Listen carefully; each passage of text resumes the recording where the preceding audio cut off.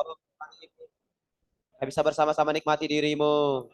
Dapatkan setiap saudari kami yang juga memberikan kesaksian. Berbicaralah kepada setiap mereka. Bila setiap pembicaraan yang keluar dari mulut mereka, pembicaraan yang daripadamu, menyuplai setiap kami. Dapatkan kami juga Tuhan. Setiap orang yang mendengarnya, kami juga belajar berpaling ke dalam roh. Tuhan Yesus, terima kasih Tuhan.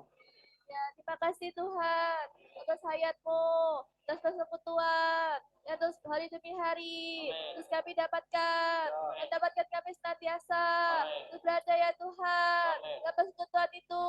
Terima kasih ya Tuhan, dan prioritasasi, dan hidup ini, dan dirimu itu sendiri, terus betapa demi kami, dapatkan sang sumber hayat, terus kami alirkan. Terima kasih Tuhan. Ya, terima kasih Tuhan. Tuhan Dikau berkati saudara-saudari yang menikmati berita 2 minggu ini Tuhan. Tuhan berkati sesi ini dari saudara-saudari Tuhan. Saya menyuplaikan ke dalam setiap diri kami. Kami mau belajar mendengarkan Tuhan dari pembicaraan darimu. Yesus, terima kasih. Kami bersyukur padamu Tuhan. Terima kasih di Allah yang boleh kami nikmati. Tuhan selama 1 minggu bahkan setiap hari. Bahkan melalui kenikmatan yang ada. Tuhan dari setiap saudara-saudari yang membagikan. Tuhan kami boleh mendengarnya. Bahkan kami boleh terawat. Oleh setiap suplaian tersebut. Dapatkan kami ya Tuhan. Juga penuh dengan roh. Bisa menikmati Tuhan. Melalui setiap pembicaraan saudara-saudari. Dan saudara-saudari yang di depan pun juga penuh dengan roh, bisa menyalurkan hayat, sudah mereka nikmati. Makasih ya Tuhan. Amin. Tuhan terima kasih padamu, ketika telah memberikan kami roh, terus mengontaki Dikau ya Tuhan. Pimpin kami untuk dalam kelas malam hari ini, terus melatih roh kami Tuhan, jauhkan dari rasa kantuk, segala cobaan dari si jahat. Dalam kelas ini berikan kami telinga seorang murid, yang juga bisa mendengarkan setiap perkataan Tuhan. Setiap perkataan Tuhan tidak berlalu begitu saja Tuhan. Tuhan Yesus terima kasih Tuhan. Ya Tuhan terima kasih. Tuhan Engkau adalah bagian kami. Tuhan yang selalu tersedia. Tuhan untuk kami nikmati. Tuhan dapatkan kelas malam ini. Tuhan biarlah hayat-Mu tersalur. Tuhan biar membangkitkan setiap kami. Tuhan kami perlu perkataan-Mu. Tuhan berbicaralah di atas setiap saudara-saudari. Tuhan biarlah Tuhan kami memiliki fungsi yang sama. Tuhan berbicara bagimu, saling menyuplai di dalam tubuh. Terima kasih ya Tuhan, kami cinta padamu. Terima kasih Tuhan, Engkau ada dalam setiap diri kami. Engkau menjadi roh itu Tuhan. Engkau menjadi Roh Kudus itu Tuhan. Tuhan biarlah setiap diri kami bisa terus menikmati dirimu, bisa juga menyuplai kepada orang lain. Tuhan biarlah kami bisa menjadi orang yang berfungsi di hadapan-Mu. Kami bisa menjadi dampak bagi orang lain. Biar nama-Mu besar, nama-Mu dipermuliakan melalui dari setiap perkataan kami, tingkah laku kami. Amin. Ya benar Tuhan. Kami mau belajar berfungsi untuk membangun tubuh-Mu. Tuhan Yesus. Tuhan, oleh karena itu dapatkan setiap kami, dapatkan setiap saudara-saudari yang akan membagikan kenikmatannya, yang akan membagikan pengalamannya. Tuhan, bawa kami terus Tuhan. Belajar berbicara di dalam roh. Belajar berbicara di dalam roh perbauran. Tuhan, kiranya Kristus yang berbicara lewat kami. Tuhan, dapatkan kami, sehingga lewat perkataan yang kami bicarakan, Tuhan boleh menguatkan setiap saudara-saudari. Boleh menyuplai setiap saudara-saudari. Tuhan Yesus, kami perlu dirimu Tuhan. Amen. Puji Tuhan.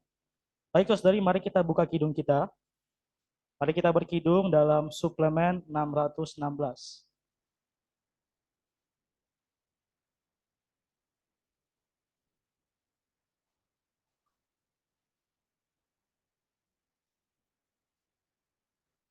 Amen.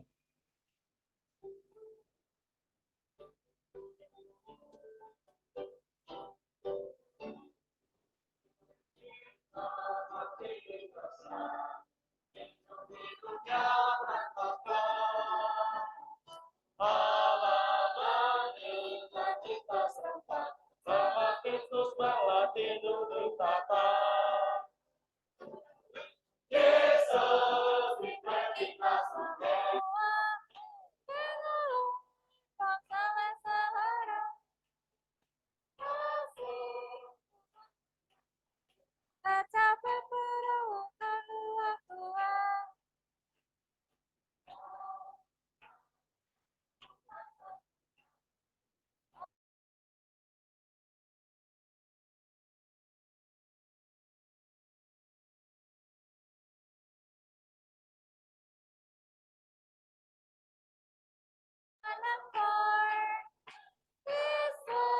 Is knitting us together to the stature of the fullness of the Lord. Now we know the purpose of our God, visible the mystery became. Together now we see, and together put the enemy to shame. Jesus is getting us together. Come and see the saints in one accord. This love is knitting us together to the stature of the fullness of the Lord. For this cause we pray the Father God, strengthen the weak mind our inner man. Make yourself at home in all our hearts, root us, grown us in your love and for your plan. Jesus is getting us together. Come and see the saints in one accord. This love is knitting us together to the stature of the fullness of the Lord. Nobody will be fitly brave as the many members supply, working in the measure of each part, all by growing of the body edified. Jesus is getting us together. Come and see the saints in one accord. This love is knitting us together to the stature of the fullness of the Lord. Nowhere one His purpose to fulfill, as the one who ran of His land. Unto Him be glory in the church and in Jesus Christ forevermore. Amen. Jesus is getting us together. Come and see the saints in one accord. His love is getting us together to the center of the fullness. Saudara, bait 1, saudara.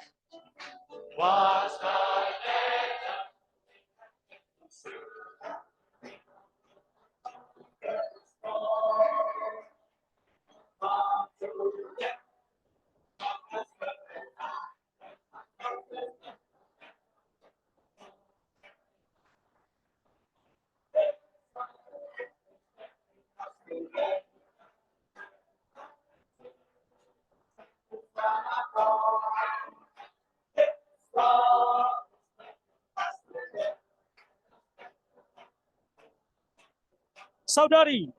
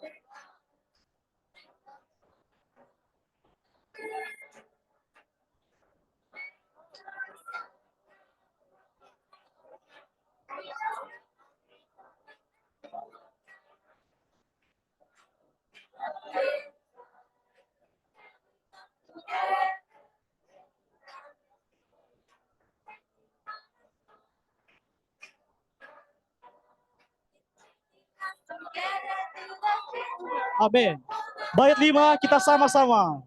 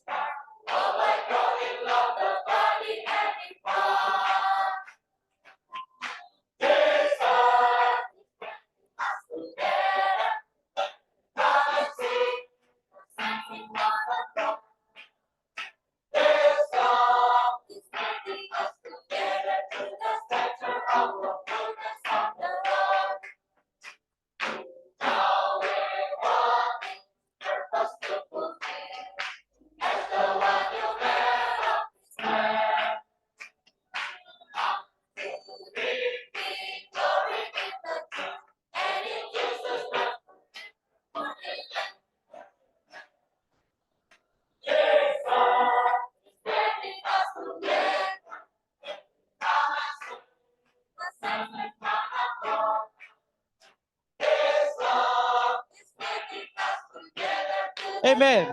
Kur bahasa Indonesia, saudara. Kur bahasa Indonesia. Yes.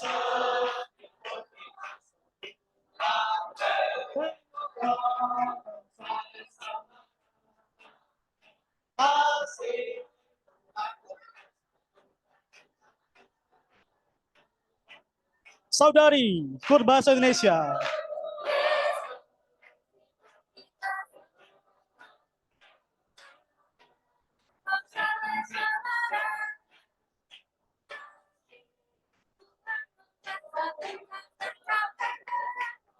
Bahasa Inggris sama-sama.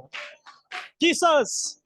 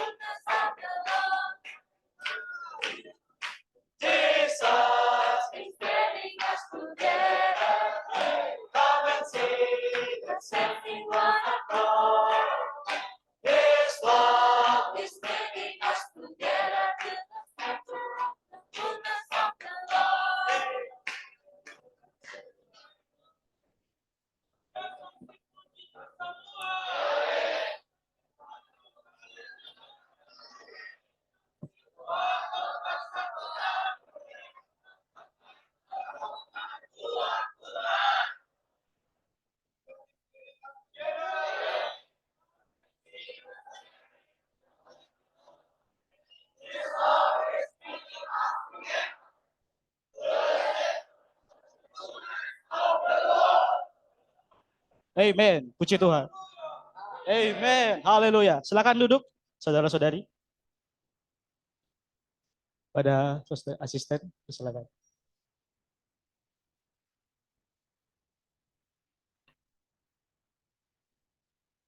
Oke, kita mulai exhibition kita.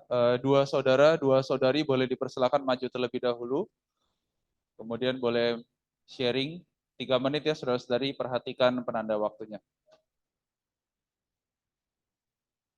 Silakan. Saudara-saudari, pelatihan kita adalah pelatihan milik Tuhan. Saya menikmati di dalam Efesus pasal 4 ayat 12 sampai 13. Untuk memperlengkapi orang-orang kudus bagi pekerjaan pelayanan, bagi pembangunan tubuh Kristus, sampai kita semua telah mencapai kesatuan iman dan pengetahuan yang benar tentang anak Allah dan tingkat pertumbuhan yang sesuai dengan kepenuhan Kristus. Saudara-saudari, saya sangat terberkati di dalam visi pelatihan, betapa pentingnya pelatihan kita. Dan pelatihan kita itu sangat alkitabiah. Saudara-saudari, sebagai orang yang telah diselamatkan, adalah wajib bagi kita untuk dilatih. Saudara-saudari, kita perlu diperlengkapi untuk pembangunan tubuh Kristus.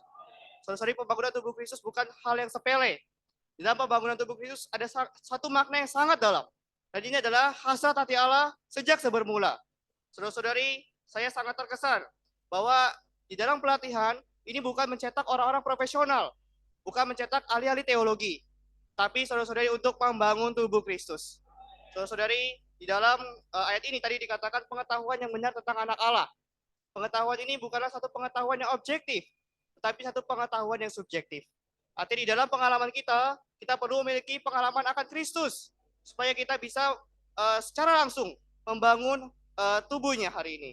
Saudara-saudari, saya sangat menikmati ya, bahwa kelas visi pelatihan ini kembali menguatkan tekad saya di dalam berlatih. Saudara-saudari, di dalam semester 2 ini dalam pre-training, banyak hal-hal yang mungkin di awal saya sudah merasa saya sudah melewatinya di dalam pre-training pertama semester lalu gitu. Tapi sungguh ternyata setiap sesi di dalam pelatihan itu memberikan satu terang yang semakin maju. Saudara-saudari, saya juga sangat terkesan bahwa di dalam pelatihan yang mendidik kita bukanlah manusia, tapi yang mendidik kita adalah Tuhan. Karena itu di dalam Titus pasal 2 dikatakan ayat 11, karena kasih karunia Allah yang menyelamatkan semua manusia sudah nyata. Dia mendidik kita supaya kita meninggalkan kefasikan dan keinginan-keinginan duniawi, dan supaya kita hidup bijaksana, adil dan beribadah di dalam dunia yang sekarang ini. Terus saudari, yang mendidik kita adalah Tuhan. Dan perkataan ini begitu menerangi saya. Artinya setiap sesi yang diaturkan pelatihan, setiap regulasi yang diaturkan, setiap hal yang diaturkan pelatihan, itu adalah Tuhan yang mengaturkan kepada kita. Karena itu sangat rugi jika kita melewati sesi-sesi ini.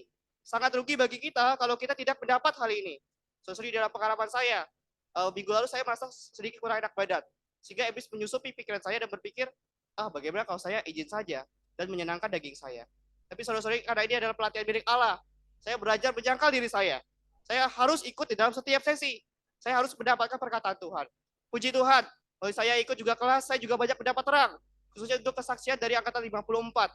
Saya melihat bagaimana Tuhan bekerja di atas setiap saudara-saudari. Bahkan Tuhan yang hidup membawa saudara-saudari bisa masuk ke dalam pelatihan hari ini. Oh, puji Tuhan, hari ini kita perlu memustikakan setiap sesi yang ada di dalam pelatihan. Kita tidak boleh meremehkan setiap sesi.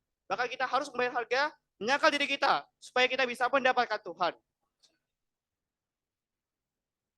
Saudari, selama pre-training satu kemarin saya menikmati satu topik ya, yaitu pentingnya otoritas. Jadi mana melalui kelas itu ya ada satu ilustrasi ya gitu, yaitu otoritas itu diilustrasikan dengan sebuah tongkat Harun ya yang bertunas.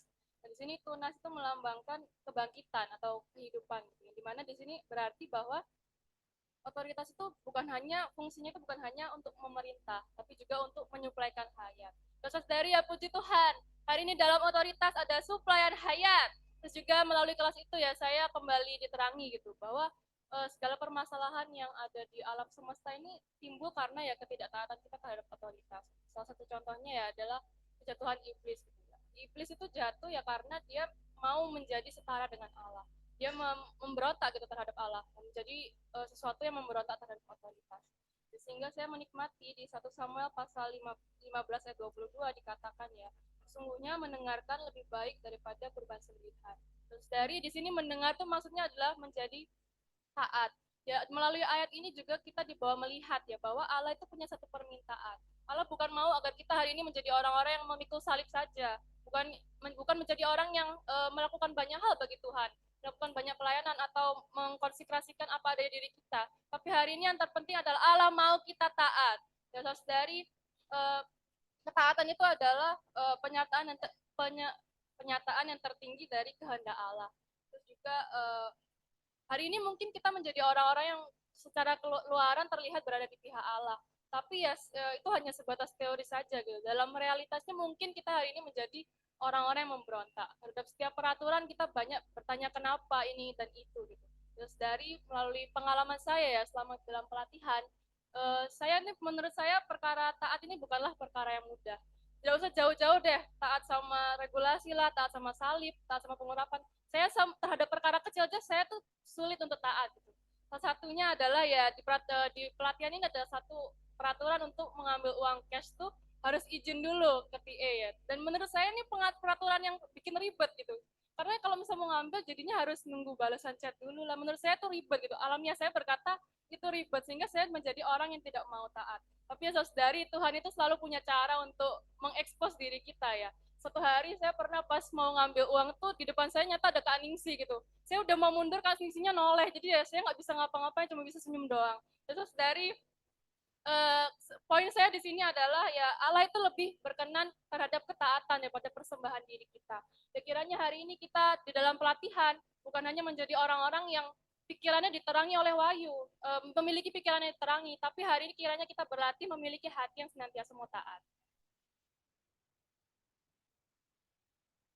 Baik, puji Tuhan saudara-saudari, puji Tuhan atas PT 1 ya, kita bisa melewati bersama-sama. Dan sekarang kita masuk dalam PT kedua. Puji Tuhan ya, bahwa saya menikmati dalam visi kebangunan pagi, yaitu berseru kepada nama Tuhan. Kembali lagi saya disegarkan kepada berseru nama Tuhan. Puji Tuhan ya, kalau kita melihat dalam kejadian 4 ayat 25, sana kan kita melihat ada Enos. Arti kata Enos adalah manusia yang rapuh. Kita adalah orang-orang yang rapuh. Tapi di sana mulai dari zaman generasi ketiga manusia, mereka mulai menyeru nama Tuhan. Kita dibawa maju lagi ke dalam Keluaran pasal 20. Di sana ada perintah Tuhan, perintah ketiga. Jangan menyebut nama Tuhan Allahmu dengan sembarangan. Karena Tuhan akan memandang bersalah siapapun yang menyebut nama Dia dengan sembarangan. Menyebut nama Tuhan dengan sembarangan itu bagaimana? Saat kita latah menyebut nama Tuhan, itu kita menyebutnya itu dengan sembarangan. Saat kita menyebutnya hanya untuk panggilan jin, saya menyebutnya panggilan jin. Kenapa? Karena saat kita butuh saja baru kita menyeru nama Tuhan. Saat kita ada masalah, baru kita menyeru nama Tuhan. Oh Tuhan, bagaimana masalah ini? Oh Tuhan, bagaimana cara melewati ini? Apakah Tuhan jin kita? Sampai kita harus menyeru nama Tuhan saat kita ada masalah? Ataukah saat kita sukacita? Puji Tuhan kalau saat kita sukacita kita bisa mengingat diri Tuhan. Terlebih-lebih lagi, saudara kita ada di flat 1 sekarang sedang sakit, dia itu selalu mengingatkan kami, jika pagi-pagi saat kita beranjak dari kasur ke toilet atau mau ngapain aja, tetap berseru kepada nama Tuhan.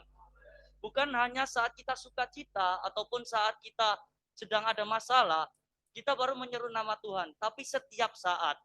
Kalau nafas kita diatur, kita mati saudara-saudari.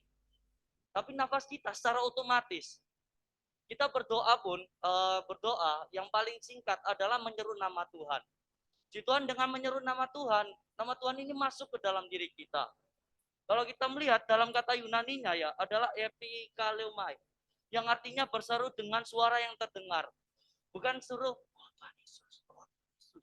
Bukan seperti itu tuh. Jadi kita harus dengan suara lantang, dengan suara yang terdengar. Bagaimana kita mau memanggil saudara yang ada di ujung sana, dia terdengar kalau suara kita kecil. Suara kita harus dengan lantang. Jika suara kecil tidak terdengar, suara lantang kita harus dengan suara lantang kita harus menyeru nama Tuhan. Puji Tuhan bahwa dalam Roma 10, 12, 13, Allah yang satu itu adalah Tuhan dari semua orang. Puji Tuhan, Tuhan adalah Tuhan kita. Dan kaya bagi semua orang yang berseru kepada namanya. Puji Tuhan, sebab barang siapa yang berseru kepada nama Tuhan akan diselamatkan. Amin.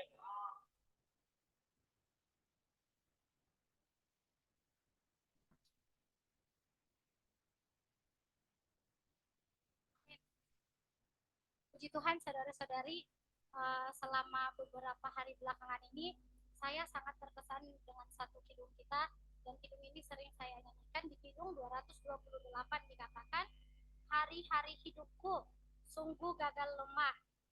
Kedua-duanya dikatakan, hatiku kering kerontang, biasa mengeluh. Kedua-tiganya dikatakan, hatiku dingin hambar, taatku pun lamban. Saudara-saudari, kenapa saya belakangan ini sering menyanyikan kidung ini? Karena ini benar-benar adalah kondisi saya gitu.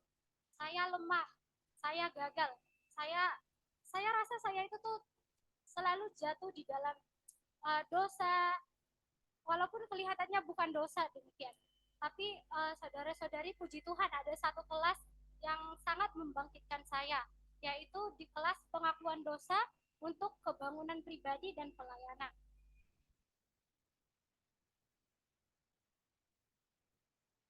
Di Ibrani 9 ayat 14 dikatakan, terlebih lagi darah Kristus yang melalui roh yang kekal telah mempersembahkan dirinya sendiri kepada Allah sebagai persembahan yang tidak bercacat, akan menyucikan hati nurani kita dari perbuatan-perbuatan yang sia-sia, supaya kita dapat beribadah kepada Allah yang hidup. Saudara-saudari, saya mengucap syukur di kidung yang saya bacakan tadi, di larik pertamanya itu tuh sebenarnya ada mohon darah basuhku, cuci semua dosa, dengan urapan kudus, ulang urap aku. Saudara-saudari, selama ya terlebih lagi selama seminggu belakangan ini ya, saya benar-benar menyadari ya, apalagi berita-berita FKKP kita itu tuh berbicara yang soal imamat yang rajani, imam Tuhan. Harusnya imam Tuhan adalah yang di kitab Ibrani kita baca adalah orang yang tell out the virtues of him. Harusnya kita adalah orang yang menceritakan perbuatan-perbuatan Tuhan yang ajaib, kebajikan-kebajikan Tuhan yang ajaib. Namun saudara-saudari, saya banyak diterangi selama belakangan ini ya. Saya sering hanya berjalan gitu, berpapasan dengan saudari-saudari gitu. Saya sering dari awal ingin merasa kalau ketemu saudari senyum, mengekspresikan Tuhan. Saya sering berkata itu pada diri saya sendiri. Tapi ternyata ketika saya bertemu dengan saudari yang tidak senyum, saya bahkan jadi kayak buang muka begitu. Gitu. Tapi karena pembicaraan Tuhan, saya belajar mengaku dosa lagi di hadapan Tuhan gitu. Dari berita pengakuan dosa itu tuh, ayat yang di Ibrani ini sangat membangunkan saya gitu. Karena dikatakan juga di dalam berita itu, akar dari pelayanan kita adalah kebangunan pribadi kita. Saudara-saudari, tidak ada pelayanan yang panjang umurnya kalau kita tidak ada kebangunan. Ya oleh karena itu saudara-saudari, saya banyak mengaku dosa di hadapan Tuhan gitu. Baik secara pribadi gitu, saya benar-benar banyak mengaku dosa kepada Tuhan. Juga ada satu kidung kita yang sangat baik ya, dikatakan di kidung 94 bahwa kekal darah Tuhan itu tuh, ajaib tebusan Tuhan itu tuh kekal untuk selamanya khasiatnya. Puji Tuhan, saudara-saudari. Amin. Puji Tuhan, saudari, dikatakan di dalam Yohanes pasal 17 ayat 17, kuduskanlah mereka di dalam kebenaran. Firman-Mu itulah kebenaran. Saudari, ini adalah doa Tuhan Yesus untuk murid-muridnya dan untuk orang-orang yang telah percaya kepadanya. Saudari, ketika mendengar berita mengenai iman dan ketaatan, dan ketika dibacakan ayat ini, di sini dikatakan bahwa firman-Mu itulah kebenaran. Saudari, dikatakan saudara kita bahwa untuk bisa taat pada firman Tuhan, kita harus meyakini bahwa itu adalah kebenaran. Sesuatu yang kita tidak yakini sebagai satu kebenaran, kita mustahil untuk percaya apalagi mau taat. Saudari, ketika saya membaca satu buku ya, saudari, dan saya melihat kisah saudara Martin Luther, dia sebelum dipakai oleh Tuhan, ada yang mengatakan kepada dia, kamu harus mengasihi Tuhan, tapi dia mengatakan apa? Aku membenci dia. Saudari, ketika membaca ini, wah, ternyata nggak semudah itu untuk bisa dipakai oleh Tuhan. Dia pertama mengalami satu kehidupan yang susah, dan ketika dia dipakai oleh Tuhan, pertama dia mengatakan, aku membenci dia. Tapi akhirnya dia menyadari, dia percaya bahwa belas kasihan Tuhan padanya sungguh luar biasa. Akhirnya dia bisa dipakai oleh Tuhan secara besar-besaran. Saudari, kalau dia tidak percaya, kita tidak akan bisa membaca biografi beliau, saudari. Saudari, melalui ini juga kembali saya diingatkan bahwa untuk bisa percaya dan taat, saya perlu sungguh-sungguh menerima kebenaran itu. Saudari, ketika membaca Alkitab, perlu dengan serius untuk membaca. Ketika PAS kemarin, ya saya tidak mau ketinggalan untuk pembacaan Alkitab saya, saudari. Jadi saya berusaha untuk membaca dengan cepat supaya saya nggak ketinggalan ketika ada kegiatan lain. Tapi ketika saya review kembali, saudari, saya nggak mendapat apa-apa. Saya kehilangan kenikmatan. Sehingga mustahil saya bisa melakukan firman yang saya tidak pahami. Nah itu saudari dikatakan di dalam Efesus pasal 1 ayat 17 bahwa kita perlu meminta kepada Tuhan supaya kita bisa mengenal kebenaran itu. Meminta roh hikmat dan wahyu. Ketika kita mengenal kebenaran ini, saudari, kita akan percaya pada kebenaran itu. Ketika kita percaya pada kebenaran, baru kita bisa taat. Saudari, melalui ayat ini kembali saya diingatkan bahwa saya perlu sungguh-sungguh baik-baik mendapatkan kebenaran. Saya perlu baik-baik membaca firman Tuhan. Supaya firman itu bisa menyusun saya, firman itu bisa menjamah saya bisa taat dan saya bisa melakukan firman Tuhan. Kiranya melalui ayat ini juga, saudari, kita dibawa kembali untuk melihat bahwa untuk bisa dipakai oleh Tuhan, untuk bisa mengerjakan pekerjaan yang besar dari Tuhan, kita harus percaya dan taat pada firman Tuhan. Tuhan ya saudari, dikatakan di dalam Kisah Para Rasul 2 46 sampai 47, dengan bertekun dan dengan sehati. Mereka berkumpul tiap-tiap hari dalam bait Allah. Mereka memecahkan roti di rumah masing-masing secara bergilir dan makan bersama-sama dengan gembira dan dengan tulus hati. Dari ayat ini, ketika saya mendengarnya di pre-training tentang visi pelatihan, tentang ekosistem yang sehat bagi pertumbuhan hayat. Melalui kelas ini sangat menguatkan diri saya. Ketika saya mendengar berita ini, saya merasa bahwa Tuhan, kenapa semua berita ini mengarah kepada saya gitu. Dan ketika membaca ayat ini, iya ya, jemaat di pada mula-mula itu, ya mereka sangat bertekun. Bahkan dikatakan mereka itu sehati berkumpul tiap-tiap hari dalam bait Allah. Terus dari kata dalam bait Allah ini sangat mengesankan bagi saya bahwa mereka hanya tertuju kepada diri Allah itu sendiri. Mereka tidak memusingkan keadaan mereka sendiri. Bahkan dikatakan mereka itu bergilir dan makan bersama-sama dengan gembira dan tulus hati, mengekspresikan bahwa mereka itu tidak memusingkan, mereka ada kesibukan ini, ada urusan ini, tapi mereka dengan sangat teratur. Dikatakan mereka itu bergilir, bahkan mereka dengan tulus, dengan gembira dan tulus hati. Terus dari ayat ini ya, bahkan kisah ini dari ayat 42 sampai 47 sangat membuat saya, Tuhan, mereka sangat begitu memiliki satu lingkungan yang sangat sehat. Mereka memiliki satu lingkungan sangat sangat baik gitu. Tidak hanya memujikan untuk perkara jasmani saja, tetapi dalam perkara rohani mereka tiap-tiap hari berkumpul di dalam bait Allah. Terus dari ini kembali mengingatkan saya bahwa saya mengucap syukur gitu. Hari ini ada dalam penghidupan gereja. Bahkan lebih maju lagi boleh ada dalam pelatihan sepenuh waktu. Di pelatihan sepenuh waktu ini adalah satu lingkungan yang sangat baik. Bahkan kalau dikatakan satu ekosistem berarti tidak hanya ada pada satu orang saja, tapi ada berbagai banyak orang dan itu bukan saling merugikan, tetapi ekosistem yang saling menguntungkan satu dengan yang lain. Di mana di dalam pelatihan kita terus didorong, kita bisa saling menyuplai satu dengan yang lain. Terus dari saya mengapresiasi ya, Pak, dalam beberapa belakangan ini kita terus didorong ketika makan itu kita bisa bersekutu satu dengan yang lain. Semester lalu saya sangat berat untuk bersekutu, tapi semester ini saya mendapatkan sangat banyak bantuan. Karena ketika bersekutu, kadang saya merasa sangat beban berat gitu kan. Saya punya masalah ini. Tetapi ketika jam makan, bersekutu di meja makan, sharing daripada saudara-saudari itu juga menguatkan diri saya. Sehingga saudari hari ini dalam pelatihan sepenuh waktu adalah satu tempat yang terbaik bagi kita. Jadi satu tempat yang sehat, tidak hanya jasmani kita, tapi rohani kita juga boleh tetap terjaga dalam Tuhan. Terus dari kiranya hari ini dalam pelatihan kita memustikakan persekutuan. Amen. Tuhan, saudara-saudari, saya menikmati berita mengenai menjadi seorang yang menyelesaikan perkara lampau. Dalam 2 Korintus pasal 5 ayat 17 dikatakan bahwa jadi siapa yang ada di dalam Kristus, dia adalah ciptaan yang baru. Yang lama sudah berlalu, sesungguhnya yang baru sudah datang. Amin. Saudara-saudari, dalam kehidupan seorang Kristen, kita tidak hanya percaya, namun kita juga perlu mengasihi Dia. Mengasihi Allah tidak boleh setengah-setengah, saudara. Harus maksimal dengan sepenuh hati. Caranya gimana, saudara-saudari? Kita perlu mutlak melepaskan segala sesuatu kita hanya untuk Allah. Amin. Oh Tuhan Yesus, dimana artinya kita melepaskan seantero diri kita, tubuh, roh, jiwa kita. Terus kita perlu membiarkan diri kita membiarkan Allah menduduki diri kita. Amin. Terus dari untuk menjadi seorang Kristen juga kita perlu dengan mutlak membereskan semua masalah lampau. Di sini saya juga kembali ditegur ya bahwa untuk datang pada Tuhan kita perlu menyelesaikan masalah lampau kita. Dari ada dalam satu sesi saya itu udah mulai emosi karena saya lapar dan haus ya. Tapi saudara-saudari yang membawa berita itu masih membawa berita sampai lewat-lewat.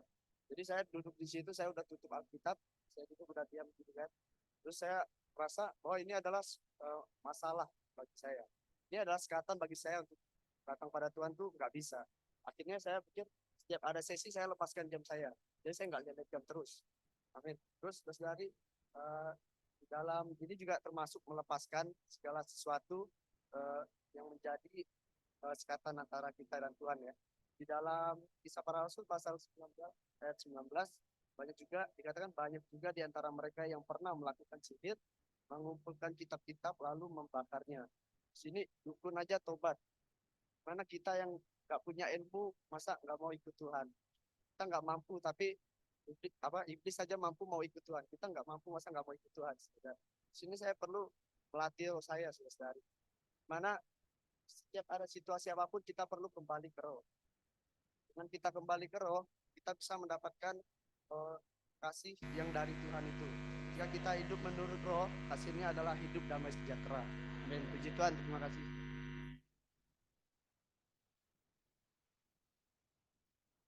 Masih ada 30 detik, saudara.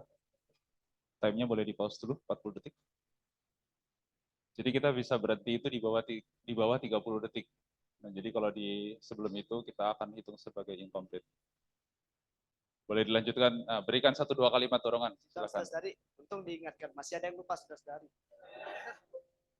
Jadi terkadang kalau kita mengandalkan diri kita sendiri, kita nggak mampu saudari. Tapi di dalam 2 Timotius pasal 1 ayat 7, sebab Allah memberikan kepada kita bukan roh ketakutan, melainkan roh yang membangkitkan kekuatan. Di sini ketika saya sudah tidak kuat menahan lamanya berita, tapi saya perlu kembali ke roh agar Tuhan memberikan kekuatan melalui roh tersebut. Amin.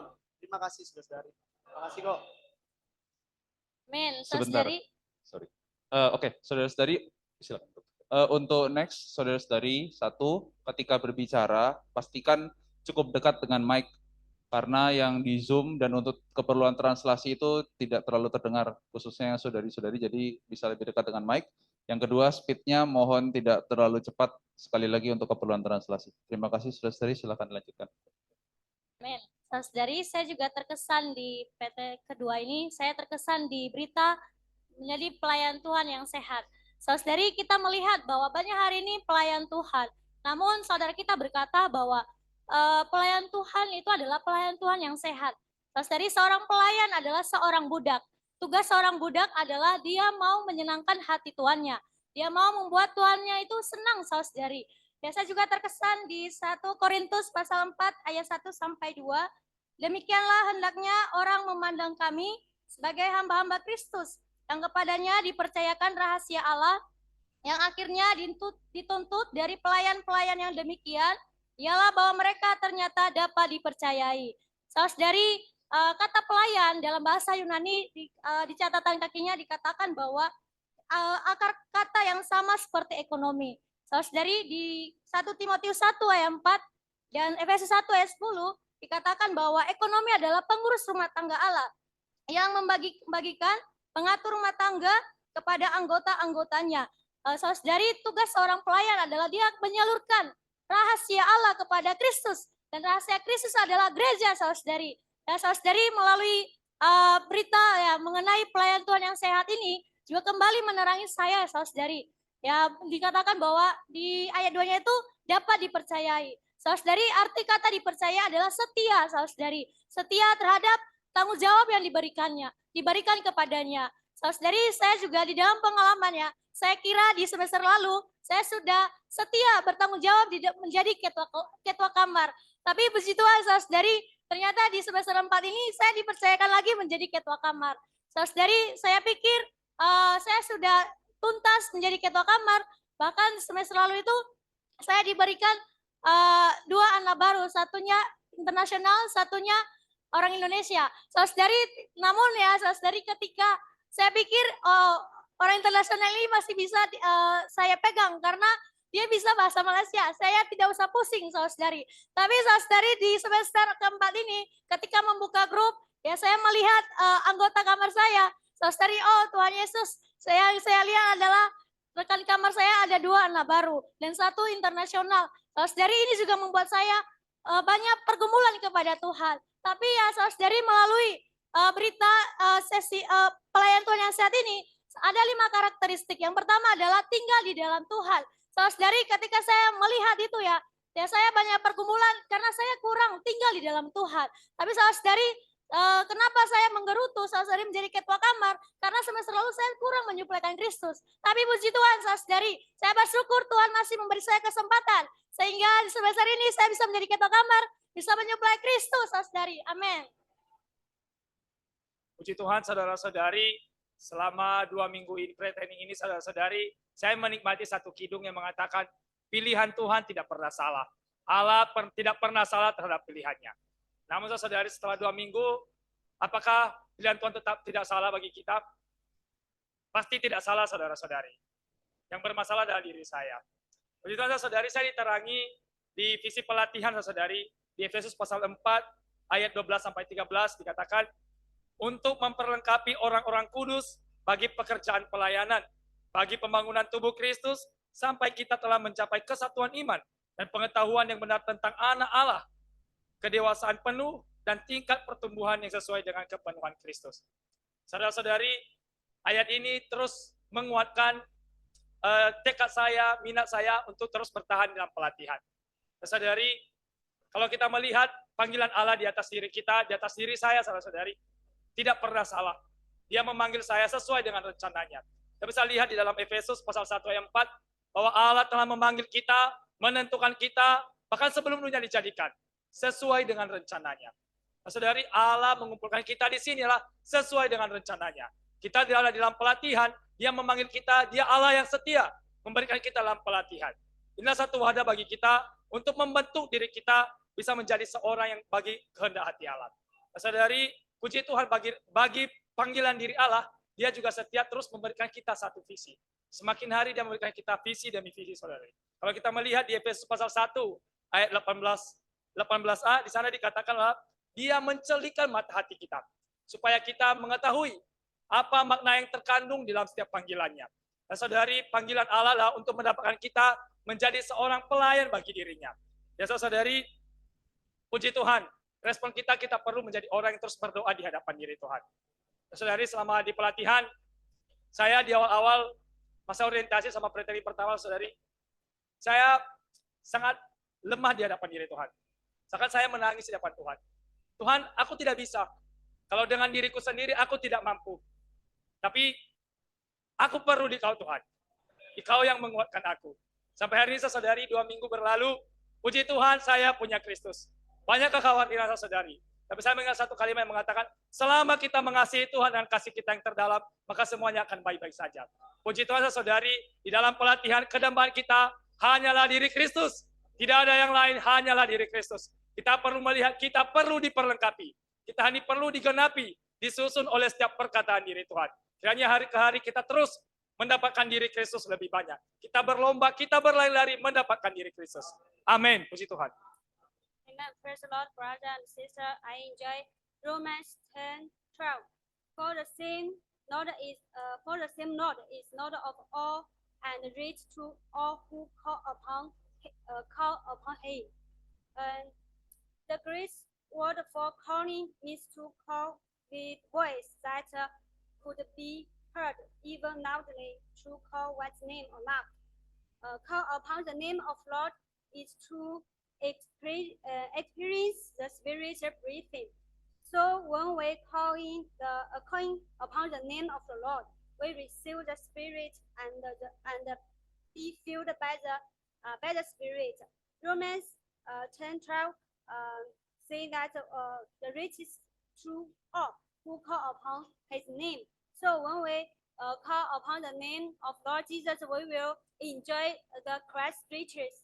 Now, how to we call on the name of the Lord? The Psalms 81 verse 11. Open your mouth wide, and I will fill it. So when we call His name, we need to open our mouth. Then when we open our mouth, open our spirit, then God will fill us. Calling upon the name of Jesus is very important. Then I heard this message many times, but I'm very short of to practice. So in the training, I was very enlightened by this word. This calling upon the name is not it should not to be the doctrine for me, but it must to be a practice, to be a knife for me. So in the pre-training one, I learned to practice calling the name upon the Lord every time. But one time I calling the name of Lord with my heart, but I don't feel the release. I ask the Lord why. I call your name why I don't feel the release. The Lord use Psalm 81 11 speak to me, open my mouth widening, and I will fill it. So I call in the name of the Lord, not only not only use my mind. I call in the name the Lord, use my spirit and open my mouth to call her name. Then I continue call the name a long time, and I feel then I feel released by that environment. Amen.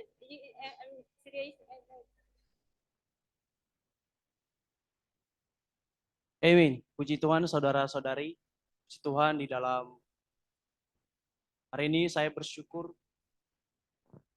ada panggilan Tuhan terhadap diri saya bahwa saya datang di sini bukan hanya secara kebetulan saudara-saudari, ini adalah semua pengaturan Tuhan. Puji Tuhan saudara-saudari, saya sangat menikmati selama orientation dan PT1 ini bahwa saya memiliki kembali visi, yaitu visi mengejar Kristus. Saudara-saudari, di dalam Galatia pasal 2 ayat 20, namun aku hidup, tetapi bukan lagi aku sendiri yang hidup, melainkan Kristus yang hidup di dalam aku. Hidup yang sekarang aku hidupi secara jasmani adalah hidup oleh iman dan anak Allah yang telah mengasihi aku dan menyerahkan dirinya untuk aku. Puji Tuhan saudara-saudari, ini adalah perkataan dari Paulus. Kenapa dia telah nampak akan diri Kristus, dia merupakan terang yang dimana hidup yang lama telah kembali dibangkitkan kembali menjadi hidup yang baru. Saudara-saudari, untuk menampakkan diri Kristus terhadap dirinya, inilah dipakai oleh Kristus. Dia dipakai oleh Kristus, saudari.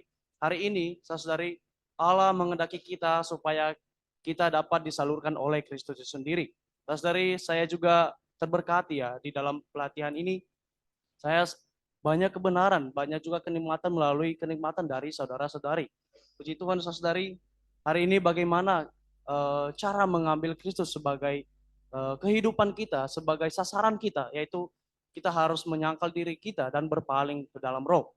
Saudari, inilah yang dilakukan, yang dialami oleh Paulus ini, saudari.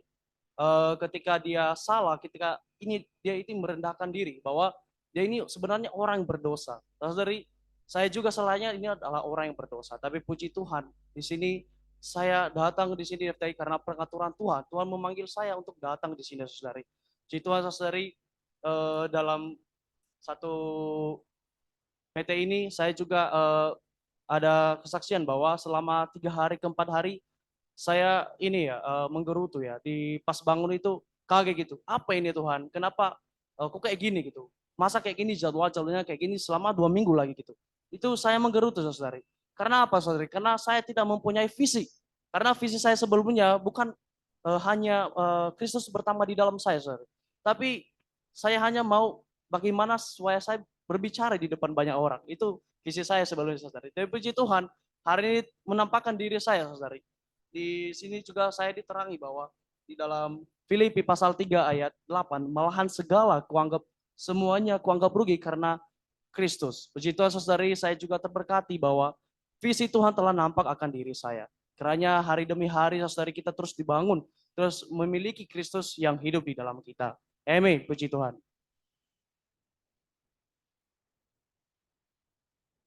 Saudara-saudari, saya terkesan di dalam Matius pasal 4 ayat 8 dan 9.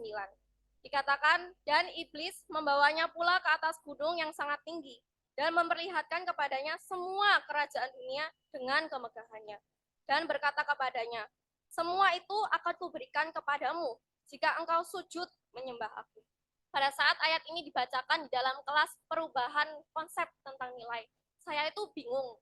Tetapi sekarang justru ayat ini menjadi satu terang yang besar bagi saya. Saudara-saudari, hari ini apa yang dimiliki iblis adalah dunia. Dan di sini dikatakan tidak hanya dunia, tetapi kerajaan dunia. Itulah yang dimiliki iblis. Tetapi iblis rela memberikan semua yang dia miliki demi mendapatkan Tuhan.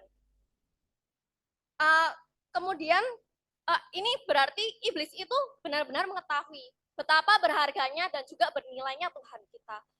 Saya juga terkesan di ayat 10 mengenai respon Tuhan. Dikatakan, maka berkatalah Yesus kepadanya, "Hanyalah iblis, sebab ada tertulis, engkau harus menyembah Tuhan Allahmu."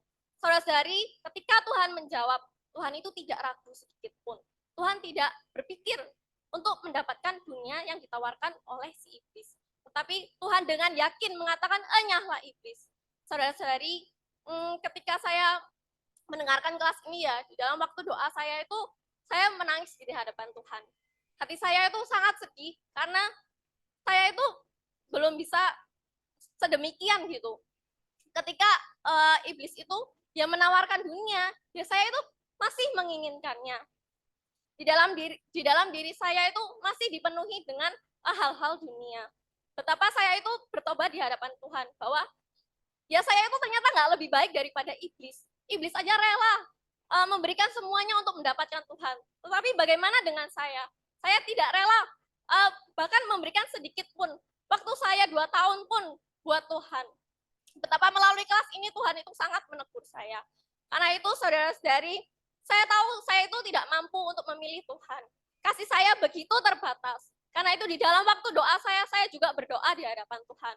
Tuhan, saya mau menjadi orang yang dengan konstan meminta roh, hikmat, dan wahyu-Mu di setiap pembacaan Alkitab saya, di setiap penyegaran pagi, waktu saya menuntut jurnal saya, supaya di setiap waktu-waktu ini Tuhan bisa merubah konsep nilai Tuhan saya. Bahwa Tuhan saya jauh lebih berharga daripada dunia ini. Oh saudara-saudari, karena itu saya juga mendorong setiap saudara-saudari. Di dalam setiap kelas kita perlu menjadi orang yang terus meminta roh, hikmat, dan wahyu. Supaya kita, konsep-konsep kita bisa dirubah. Dan kita bisa dengan tegas. Ketika iblis menawarkan dunia kepada kita, kita bisa bilang, "Hanyalah iblis." Syukur pada Tuhan, saya malam ini ada satu kesempatan berdiri ya, saudara.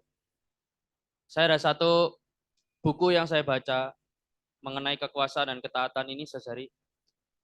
Di Orientation Week sampai pre-training ini ada beberapa berita mengenai pentingnya otoritas, iman dan ketaatan, juga dari figur seorang Paulus.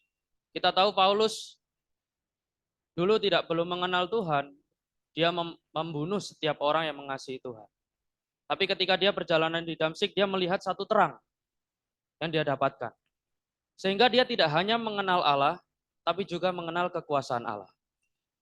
Ini berkaitan dengan berita pentingnya otoritas yang saya terkesan, saudari. Dia sudah tunduk, mengenal Allah, tahu kekuasaan Allah, dia taat kepada Ananias. Orang yang bukan apa-apa. Kita tahu Paulus bertalenta, saudari. Tapi melalui itu, Paulus mau dituntun ke sana, saudari. Saya bacakan satu kutipan, saudari. Ini menunjukkan pada kita bahwa orang yang telah bertemu dengan kekuasaan, dia hanya berhubungan dengan kekuasaan, tidak berhubungan dengan manusia. Jika kita terlebih dahulu bersentuhan dengan manusia, kemudian baru taat pada kekuasaan, sama sekali salah. Maka Allah mempunyai satu tujuan di dalam gereja, yaitu ingin melalui gereja mengekspresikan kekuasaan Allah di dalam semesta ini, melihat kekuasaan Allah ternyata melalui koordinasi dalam gereja. Ini juga berkaitan dengan 1 Samuel pasal 15, ayat 1 sampai habis, saudari. Bagaimana kisah seorang Saul yang tidak taat kepada wakil otoritas Allah, yaitu Samuel. Sehingga dia kehilangan jabatannya. Dia disuruh membunuh semua orang Amalek, tapi dia sisakan beberapa, Agag, dan juga kurban-kurbannya. Bahkan di ayat 14 dia mendengar suara. Itu suara siapa? Kok suara kurban-kurban itu terdengar, saudari? Ini menunjukkan ketidaktaatan, saudari. Ini mengapa ada berita pentingnya otoritas, saudari. Ini menyadarkan saya bahwa otoritas satu hal yang sangat penting di hadapan Allah. Jangan sampai kita ini buta, saudari. Kita baru bersinggungan dengan orangnya baru bisa taat. Itu sangat sulit. Pengalaman saya dalam satu semester ini, semester kemarin, saudari, sangat sulit. Diaturkan oleh asisten, saudari. Yang bagi saya cukup cerewet, saudari. Tapi justru dari situ, saya sangat diselamatkan. Asisten saya memberi satu buku ini. Buku ini menyelamatkan saya selama 1 semester. Sehingga saya di hadapan Tuhan boleh berlatih sungguh-sungguh. Saya disuruh kejar berita, 4 hari, saudari. 2 hari saya disamperin ke kamar, 1 hari saya ditelepon, saya sakit dan beberapa dua saya tidak bisa. Tapi hari keempat saya ada satu terang. Ternyata saudara saya ini memperhatikan saya. Saya menyebutnya lovely brother, saudari. Sampai muncul omongan lovely brother. Tapi melalui itu saya mengasihi saudara saya. Ternyata apa yang diaturkan Tuhan tidak salah. Asal saya taat pada kekuasaan. Amin. Puji Tuhan. Praise the Lord, brothers and sisters. In last week, I enjoyed the message, healthy servant of the Lord. In Hebrew 2:13 say, and again I will trust in Him.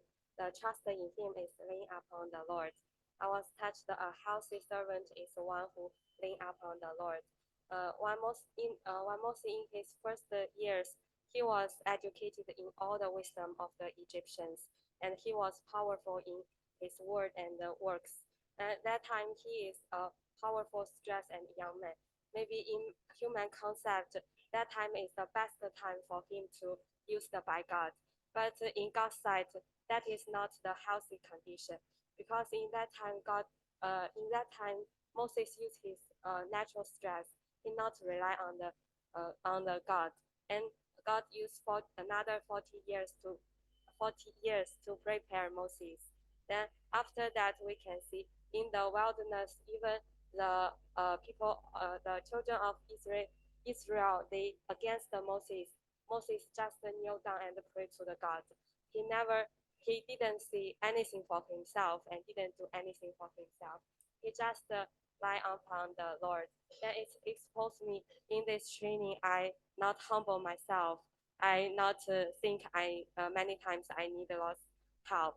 And in this week, I cannot enjoy the corporate prayer reading because they use Bahasa, I use English. Even one sister will help me translate, but I still feel I'm different with them. I cannot follow the flowing. I cannot join them. So I feel very sad.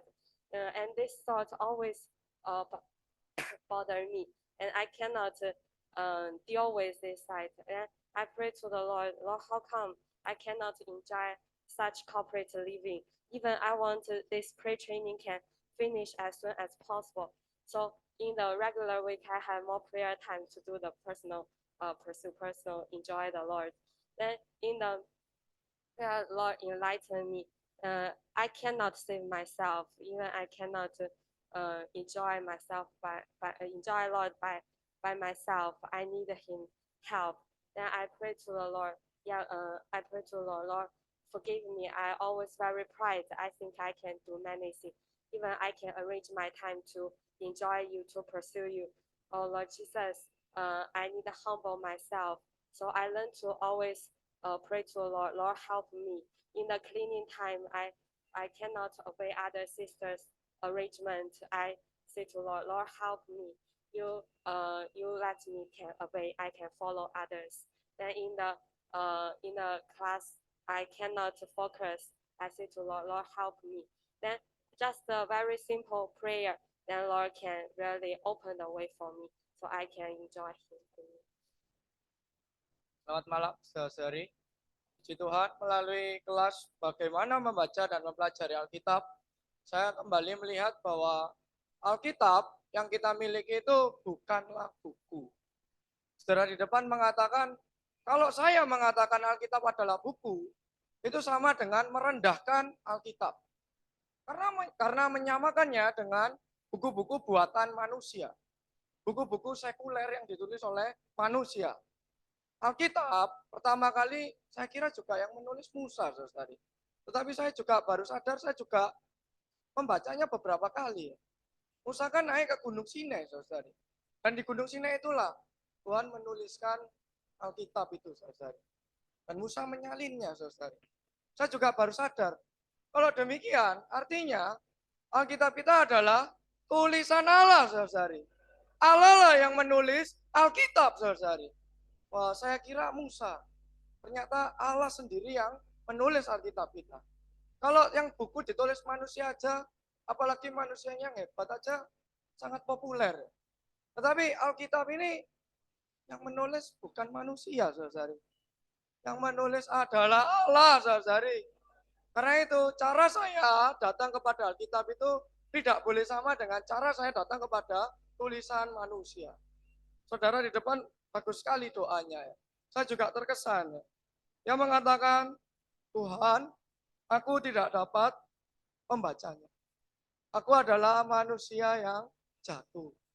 Tuhan, saya merendahkan diri di hadapan-Mu. Tuhan, pimpin saya membaca Alkitab. Saudari, di dalam semester 3 saya tingkatannya sudah mulai bertambah. Bukan hanya terkesan, bukan hanya nourishment atau merawat, tetapi juga believe atau percaya, saudari. Saya juga terkesan di dalam 2 Korintus 1 ayat 13.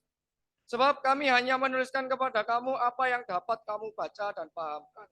Dan aku harap mudah-mudahan kamu akan memahaminya sepenuhnya. Bahasa Inggrisnya lebih jelas lagi, saudari. You will know unto the end. Oh, Tuhan Yesus, waktu believe, saya harus mengenal. Untuk saya bisa percaya, saya tentu harus mengenal apa yang saya baca. Untuk saya percaya, saya harus tahu apa Alkitab ini. Karena itu tahap di semester akhir saya ini, saya mulai kembali belajar. Tidak cukup hanya tahu dan kenal. Tetapi perlu doa merendahkan diri, saudara. Datang pada Tuhan. Tuhan, aku merendahkan diri di hadapan-Mu. Puji Tuhan. Amin. Saudari, saya sangat mengapresiasi Allah saya adalah Allah yang memanggil saya hari ini berada di dalam pelatihan ini.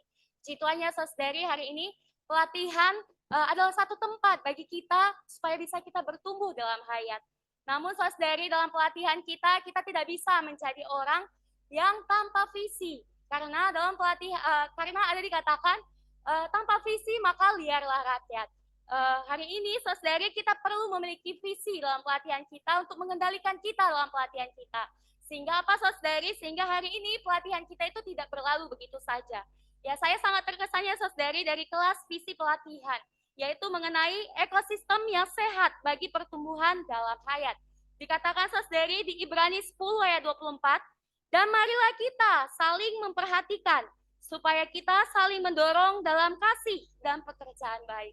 Puji Tuhan ya, saudari, saya sangat menikmati ya, saudari, mengenai ekosistem yang sehat. Dikatakan, saudara, kemarin, bahwa ekosistem yang sehat ialah satu lingkungan di mana memberi satu kebangunan rohani satu dengan yang lain. Di dalam pelatihan, kita mengucap syukur ya, saudari, kita ada banyak sekali ruang untuk kita bisa berlatih untuk membangun ekosistem yang sehat ini. Tapi, saudari, saya juga menikmati ya, saudari, Tuhan menerangi saya melalui kelas ini, bahwa untuk membangun satu ekosistem yang sehat ini, perlu dimulai dari diri kita sendiri, saudari. Dikatakan kemarin bahwa setiap diri kita itu perlu adanya satu pemberesan di hadapan Allah. Ada beberapa masalah, saudari, yang terjadi di dalam diri kita yang membuat ekosistem kita itu menjadi tidak sehat. Ada beberapa faktor. Yang pertama itu kurang suplaian, perkataan kita yang tidak terkendali, sering memasukkan unsur duniawi dalam penghidupan gereja, adanya hubung alamiah, juga kurang berbaur, mengkritik tubuh dan tidak taat. Saudari, dari hal-hal ini Tuhan menerangi saya dan sangat mengekspos saya bahwa semua hal yang saya sebutkan tadi itu ada di dalam diri saya gitu. Melalui kelas doa, saudari, mengenai pengakuan dosa, saya kembali dibawa ya, saudari, bahwa saya perlu juga ada satu pemberesan terlebih dahulu di hadapan Tuhan. Ketika saya ada satu pemberesan mengaku dosa di hadapan Tuhan, saudari, maka ada satu aliran hayat. Aliran hayat inilah ya, saudari, yang bisa membawa satu ekosistem yang sehat dalam pelatihan kita. Sehingga apa, saudari, pembicaraan kita bukanlah hal-hal yang di luar Tuhan lagi, tapi pembicaraan kita sendiri adalah Kristus itu sendiri. Sehingga dalam pelatihan kita, saudari, kita tidak hanya berlalu begitu saja, tapi kita bisa mendapatkan Kristus sebagai suplaian kita yang sejati. Biarlah kita senantiasa, saudari, membangun satu penghidupan, yaitu bersekutu satu dengan yang lain. Amin. Puji Tuhan, saudari, sebuah kidung mengatakan, adakah pilihan lebih baik dari Kau, Tuhan? Di surga tiada, di bumi pun tidak ada. Hanya Kau pilihanku. Saudari, melalui kidung ini saudari, saya kembali merenungkan Lukas pasal 15, di mana ada sebuah perumpamaan mengenai anak yang hilang. Saudari, kurang lebih ada 22 ayat saudari menjelaskan mengenai anak yang hilang. Saudari, yang saya tahu yang lalu adalah anak ini pergi berfoya-foya, menghabiskan uang lalu kembali. Namun saudari, saya merenungkan kembali bahwa seorang bapak saudari, dia tidak menghentikan anak itu pergi. Yang pertama. Yang kedua, saudari, anak itu pergi dan akhirnya kembali. Saudari, di sini saya melihat Allah kita adalah Allah yang tidak memaksa manusia.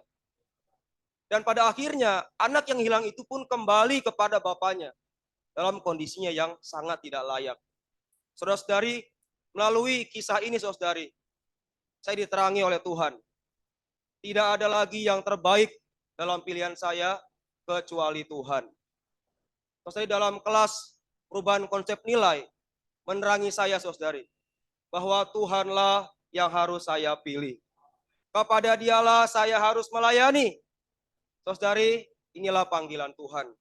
Di ayat 18 dikatakan, aku akan bangkit dan pergi kepada Bapa dan berkata kepadanya, Bapa, aku telah berdosa terhadap sorga dan terhadap Bapa.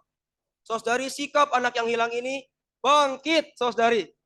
Bangkit kepada Bapa. Saudari, melalui kisah ini saudari, kenapa anak ini bisa kembali kepada bapaknya? Karena saudari, dunia akan lenyap. Semua yang dia nikmati sudah habis, saudari. Dia tidak punya apa-apa lagi. Seperti Wahyu pasal 18 ayat 13 mengatakan, saudari, segala jenis kekayaan muka bumi ini, termasuk nyawa manusia, saudari, itu akan lenyap, saudari. Yang ada hanya Tuhan. Hanya Dia yang kekal, saudari. Ya, saudari, moga melalui kisah ini, saudari, kita melihat kita di pelatihan ini, kita dilatih untuk apa, saudari? Untuk memilih Tuhan, memilih Allah yang kekal, Dialah yang kita layani dan kita kasihi. Akhirnya, saudari, Kidung 306 berkata, baginya kini hidupku, wafatnya gantiku, ku sembahkan semua apa adanya diriku kepada Tuhanku.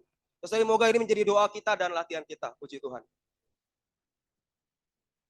Amin. Dalam Kisah Para Rasul pasal 26 ayat 13. Pada tengah hari ya Raja, aku melihat di tengah jalan itu cahaya yang lebih terang daripada cahaya matahari turun dari langit meliputi aku dan teman-teman seperjalananku.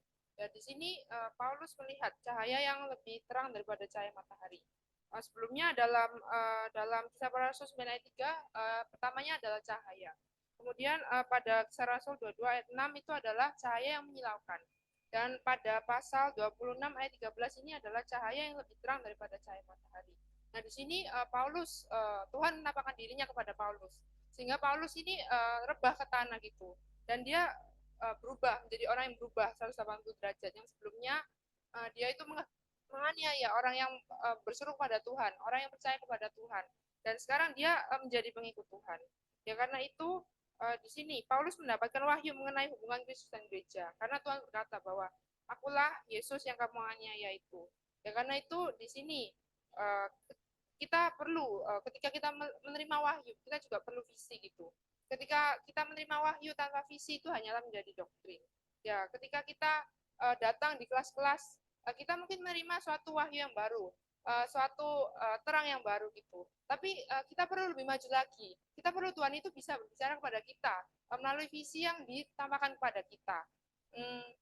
Dalam Efesus 1 ayat 17 sampai 18a, dan meminta kepada Allah Tuhan kita Yesus Kristus, yaitu Bapa yang mulia itu, supaya Ia memberikan kepadamu roh hikmat dan wahyu untuk mengenal Dia dengan benar, dan supaya Ia menjadikan mata hatimu terang, agar kamu mengerti pengharapan apakah yang terkandung dalam panggilannya. Jadi kita bisa mendapatkan roh hikmat dan wahyu itu hanyalah berasal dari Tuhan gitu. Ketika kita mendapatkan itu, maka ada suatu kita akan dikendalikan oleh visi itu. Nah, visi itulah yang membatasi kita, yang mengendalikan kita agar kita bisa bekerja sama dengan Allah. Ya, dalam pengalaman ketika di semester 2 ini saya sempat menjadi orang yang tidak melihat visi gitu. Mungkin di kelas saya melihat mendapatkan suatu terang yang baru, mendapatkan suatu wahyu yang baru. Tapi saya kayak apalagi udah berasal dari orang yang dari kecil udah dibesarkan dalam kehidupan gereja, saya merasa kayak oh ini udah tahu gitu. Tapi saya kembali bertobat dalam waktu-waktu doa saya benar-benar berdoa kepada Tuhan. Tuhan nampakkanlah dirimu kepada saya. Nah, saya tidak mau menjadi orang yang usang. Saya mau melihat suatu visi seperti Paulus. Justru visi itulah mengendalikan saya, yang menjadi kekuatan saya dalam melakukan setiap pelayanan yang ada, dalam setiap jadwal yang ada. Ya karena hanya visi itu yang mampu membuat kita bisa bergerak bersama dengan Allah. Amin. Amin. Puji Tuhan. Selamat malam saudara-saudari. Puji Tuhan, saudara-saudari, saya menikmati di visi kebangunan pagi yang ketiga ya. Saya menikmati tentang berseru nama Tuhan. Puji Tuhan, saudara-saudari, di sini ayat yang saya ambil adalah Roma pasal 10 ayat 12b sampai 13. Di mana ayat ini mengatakan Allah yang satu itu adalah Tuhan dari semua orang, kaya bagi semua orang yang berseru kepada namanya. Sebab barang siapa yang berseru kepada nama Tuhan akan diselamatkan. Saudara-saudari juga bisa lihat di Yesaya pasal 12 ayat 3 sampai 4, kemudian Ratapan pasal 3 ayat 5 sampai 55 sampai 56. Saudara-saudari, dari ayat ini beban saya adalah perkara berseru. Berseru di sini saudara-saudari, tadi juga ada salah satu saudara sudah menjelaskan ya dari bahasa asli, bahasa Yunani ya. Di sana bagaimana epakaleo yang berarti menyeru dengan suara yang nyaring ya atau suara yang keras. Kemudian saudara-saudari kita juga bisa melihat dari bahasa Ibrani juga dikatakan bahwa berseru adalah kara yang berarti kita berseru atau kita memanggil dengan suara yang nyaring, suara yang keras, dengan sungguh-sungguh dari hati yang dalam, dari batin kita yang dalam. Saudara-saudari, perkara menyeru nama Tuhan bukanlah perkara yang sederhana.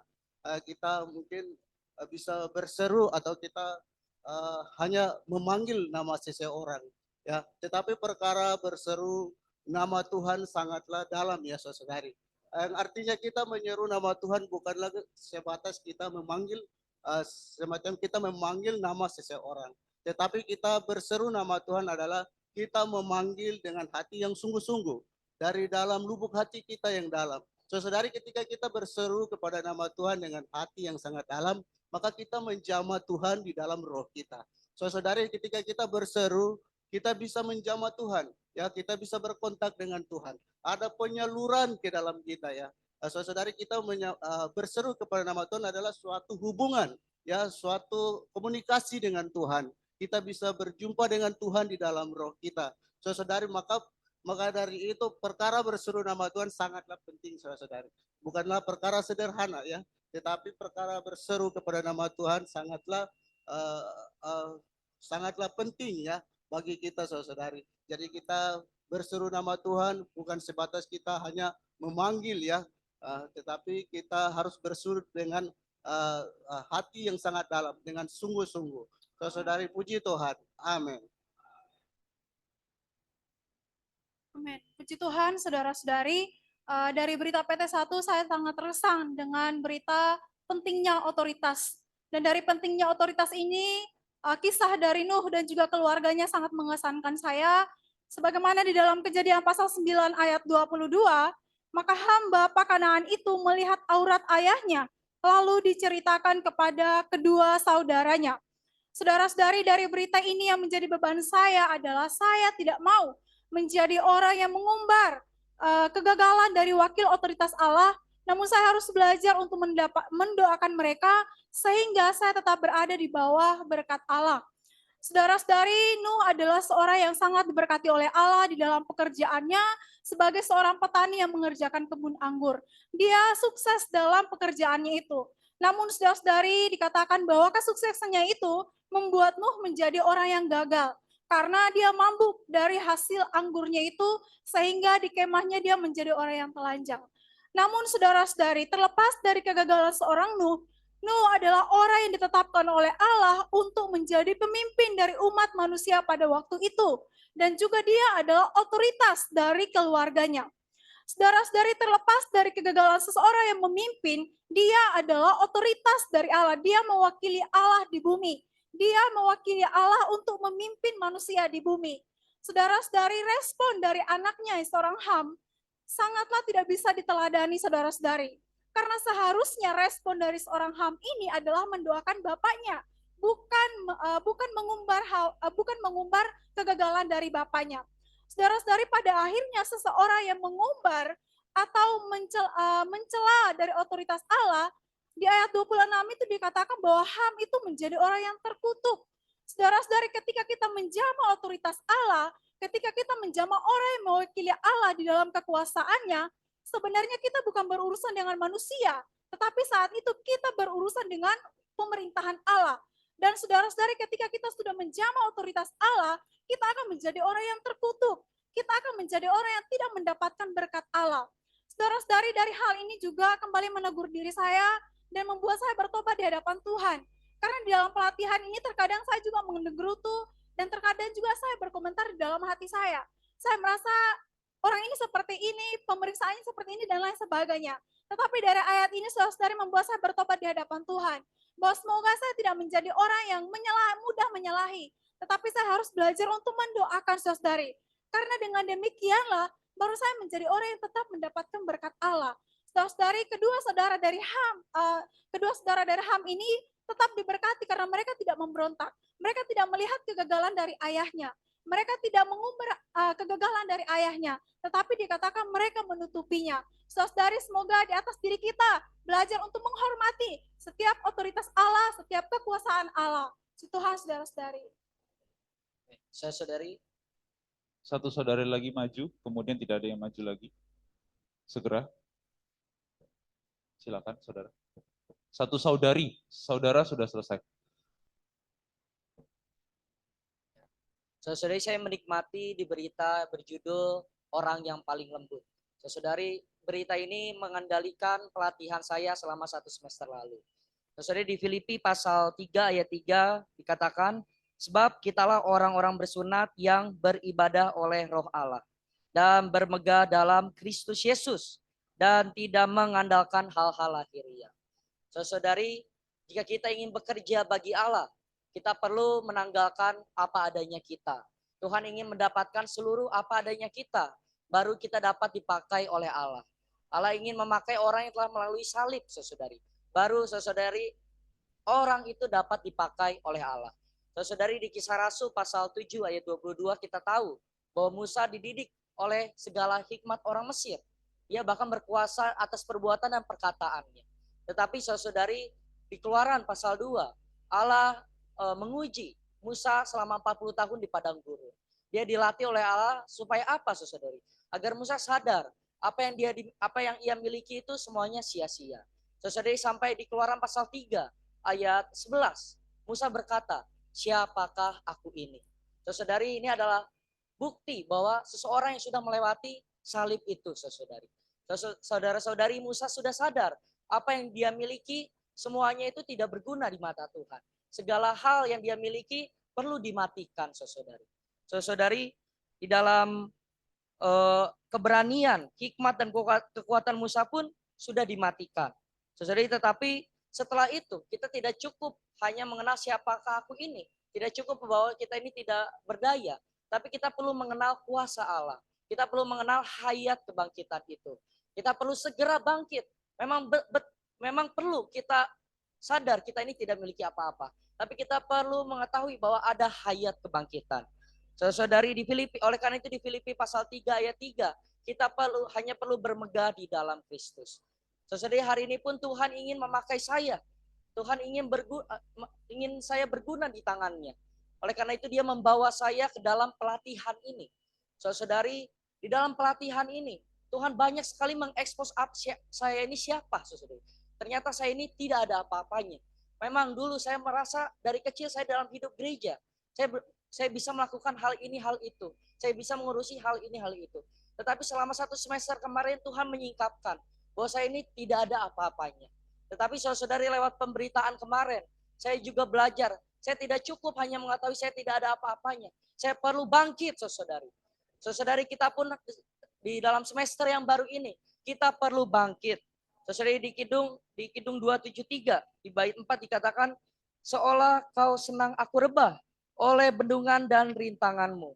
Dengan relaku sambut semua, asalkan puas lega hatimu. Puji Tuhan. Amin. Puji Tuhan, saudara-saudari, saya juga sangat terberkati di dalam PT1 tentang ekosistem yang sehat bagi pertumbuhan hayat. Saya menikmati di dalam Kisah Para Rasul 2 ayat 46a, dengan bertekun dan dengan sehati mereka berkumpul tiap-tiap hari dalam bait Allah. Di dalam ayat ini, saudara-saudari, kita diingatkan bahwa dalam penghidupan gereja hari ini kita perlu menjadi orang yang bertekun dan dengan sehati, saudara-saudari. Saya menikmati pada saat saudara di depan membicarakan bahwa kaum saleh hari ini memerlukan ekosistem rohani yang sehat, baru dapat menempuh hidup yang nyaman, sukacita, puas, penuh dengan vitalitas. Saudara-saudari, saya ingin bersaksi, saudara-saudari, ketika awal saya diselamatkan melalui program beasiswa FLET, ya saudara-saudari, saya dilatih, dan sehingga saya bisa dibaptis dan diselamatkan, saudara-saudari. Dan saya juga menempuh penghidupan gereja, ya saudara-saudari, selama saya berkuliah. Di sana saya menikmati bahwa penghidupan gereja, saudara-saudari, membawa saya sampai saat ini bisa bertahan dalam hidup gereja. Saudara-saudari, saya melihat bahwa dalam penghidupan gereja di lokal saya dulu, saudara-saudari, bahwa penghidupan kaum saleh di sana membawa saya ada penghidupan yang membawa saya menikmati Tuhan. Saya bisa vital dengan gembala saya bisa bersekutu dengan sister house, sehingga hal inilah yang menjaga saya, saudara-saudari. Dan saya juga sangat bersyukur gitu, ketika masuk pelatihan, saya juga dilatih dalam aspek kebenaran, karakter, pelayanan, sehingga hari demi hari saya bisa memiliki fungsi yang tepat di dalam gereja.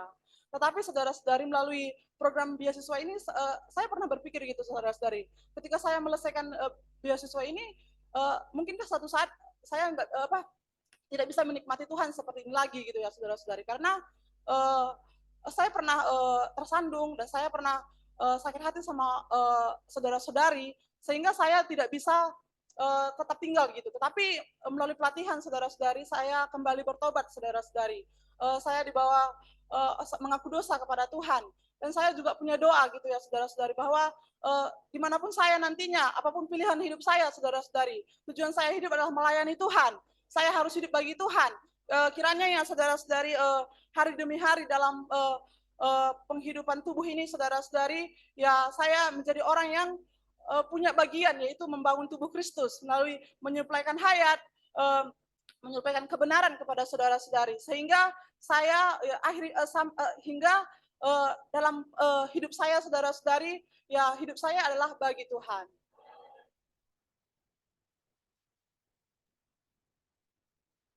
Puji Tuhan, saudara-saudari, saya terberkati di Roma 6 ayat 11 yang dikatakan, demikianlah hendaknya kamu memandang bahwa kamu telah mati bagi dosa, tetapi kamu hidup bagi Allah dalam Kristus Yesus.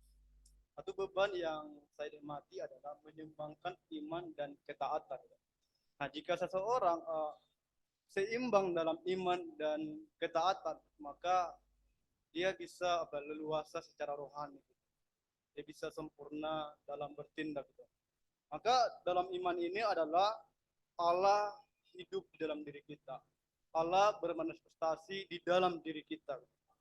Dan taat ini adalah percaya semua kebenaran telah dirampungkan oleh Yesus Kristus 2000 tahun yang lalu di atas kayu salib itu. Nah, bagaimana memandang telah mati di dalam dosa, memandang bahwa kita mati di dalam dosa. Nah, hal ini membuat saya terus bertanya, bergumul lagi. Tentu jika kita hidup di dalam Allah, berarti mati di dalam dosa, hidup bagi Allah, hidup bagi Allah di dalam Yesus Kristus gitu. Nah, dulu kita sebelum percaya kepada Yesus, merdeka secara alamiah gitu. Merdeka secara hayat manusia gitu.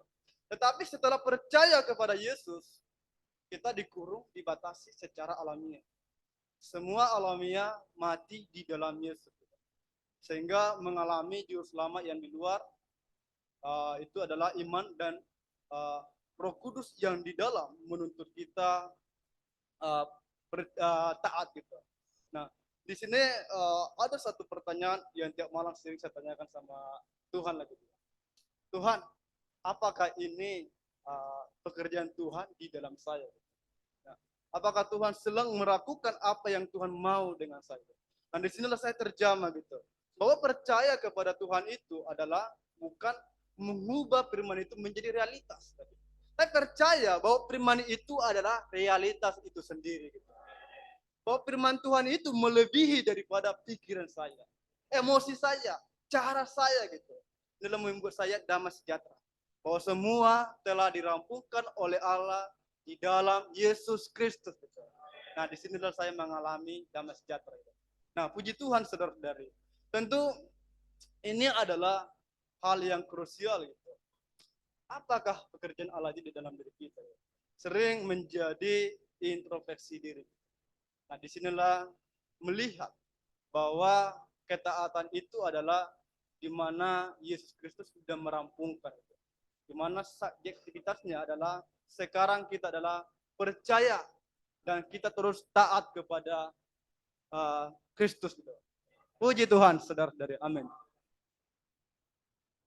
Amin. Puji Tuhan, saudara-saudari, di dalam 2 Korintus 3 ayat 16. Tetapi apabila hati seseorang berpaling kepada Tuhan, maka selubung itu diambil daripadanya. Saudara-saudari, kitab 2 Korintus ini membahas mengenai bagaimana Rasul Paulus dihibur dan didorong oleh pertobatan dari kaum beriman di Korintus. Ketika membahas mengenai pertobatan ya, merenungkan mengenai ayat ini, pertobatan adalah satu perpalingan. Hati yang berpaling kepada Tuhan, seantara diri yang berpaling kepada diri Tuhan. Saudara-saudari, perkara selubung adalah sesuatu yang menutupi pandangan kita, yang membuat kita tidak jelas terhadap apa adanya diri Tuhan. Di dalam Orientation Week dan Pre-Training ini, saya banyak mendapati diri saya banyak dengan selubung. Entah terhadap suatu kebenaran firman, saya sulit mendapatkan terang Tuhan, saya sulit mendapatkan perkataan Tuhan. Di dalam menangani berbagai urusan-urusan, di dalam menangani manusia, dalam perkara, di dalam benda, saudara-saudari saya mendapati diri saya penuh dengan selubung. Tetapi ketika menemui ayat ini, ketika ada seorang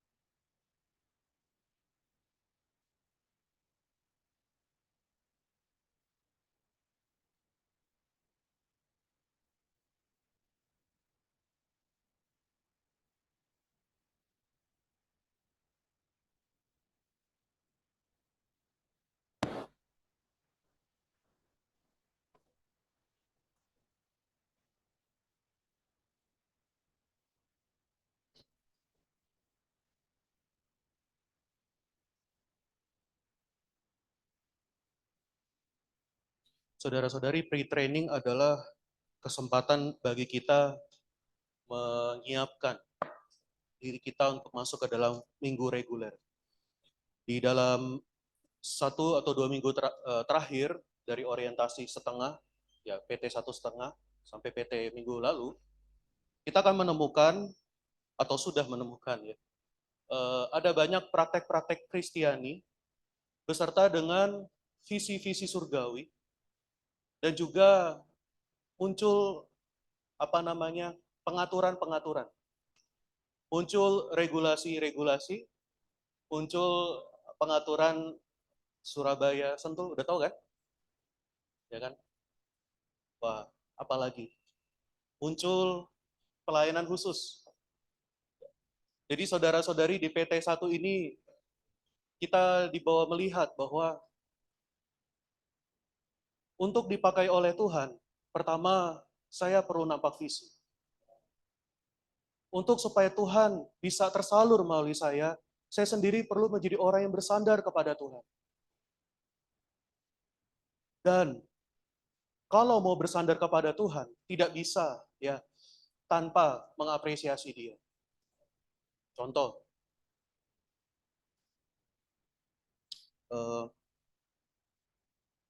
siapa sini suka mobil? Otomotif? Saudara Jerry, ada lagi? Oh, masa laki-laki yang angkat cuma 1, 2. Nggak usah malu-malu ya. Terima kasih.